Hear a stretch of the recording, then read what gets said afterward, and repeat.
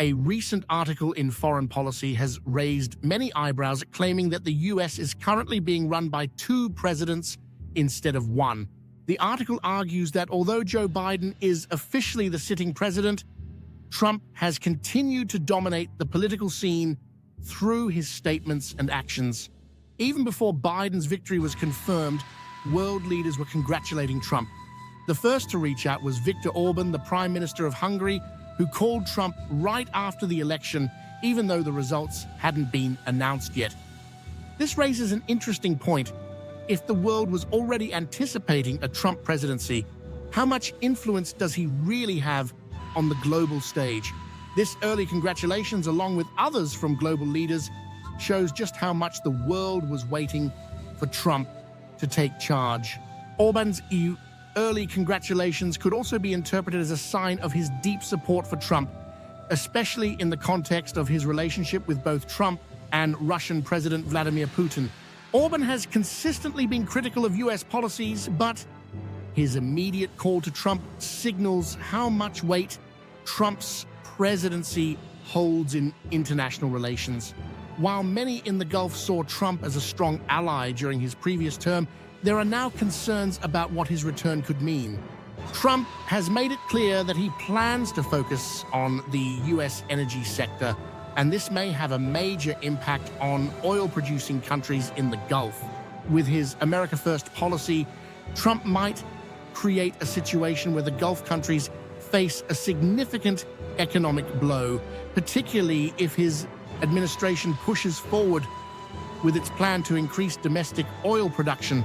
This could lead to a drop in global oil prices, which would hurt Gulf economies that depend heavily on oil exports.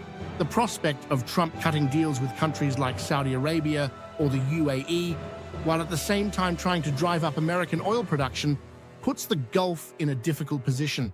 How will these countries adapt to a potential trade and economic war with the US?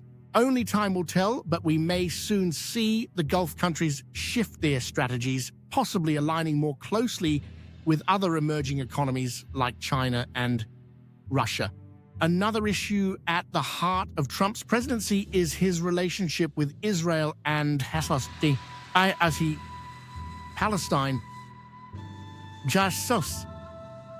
Trump has made no secret of his strong support for Israel, and many fear that his return to power could lead to a complete shift in the balance of power in the region.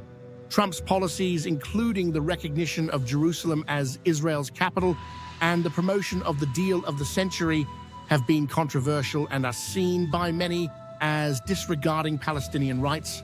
For Egypt, this could mean difficult choices. Egypt has always been a key player in the Middle East, especially in the Palestinian issue, and Trump's actions might force Egypt into a situation where they are pressured to accept terms that don't align with their interests. It is also possible that Trump will shut on Egypt to make further concessions to Israel or to participate in policies that may not be in Egypt's best interest. As we move forward, it will be critical to see how Egypt responds to Trump's ambitions and how they navigate their relationship with both Israel and Palestine. A very interesting development is the potential return of Jared Kushner, Trump's son-in-law. Kushner was notably absent during the 2020 election cycle, but now there are reports that Trump might bring him back into the fold. Kushner is seen as a critical player in Middle East diplomacy, thanks to his extensive ties to countries like Saudi Arabia, Israel, and the UAE. His influence and connections in the region make him an invaluable asset to Trump as he looks to reshape US foreign policy once again. His return could also signal a shift in how the US engages with the Gulf and Israel, especially considering Kushner's role in brokering the Abraham Accords, which normalized relations between Israel and several Arab nations. His re-entry into the political scene could have significant implications for the Middle East peace process, depending on how Trump chooses to use his relationships in the region.